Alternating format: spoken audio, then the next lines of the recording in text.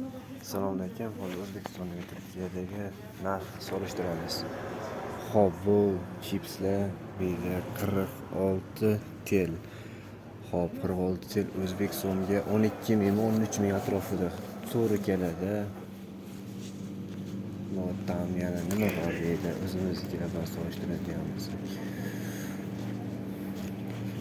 Xo'p, bizda qancha mana shu o'rtacha 7 mingdan 10 minggacha. Bu yerda 15 tel. 15 teli 2 ming emasdi, 1400 so'm, 1500 so'm atrofida.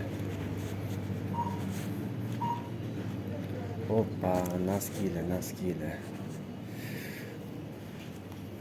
Muzko'y naskiylar yo'q ekan, jinniskiy naskiylarni 37 tel. 37 tel ham 10 ming atrofida. Naskiylarda farqi yo'q ekan bizda. 395, 400 tel.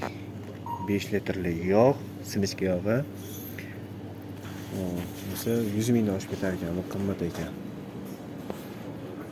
Tovuq go'shtlari, akroshka, fiyatini yozmabdi buni fiyatini. Saman tepaga yozibdi. O'rtacha 50 ta, bu ham o'rtacha 30 ming oshiqroq to'g'ri kelar ekan.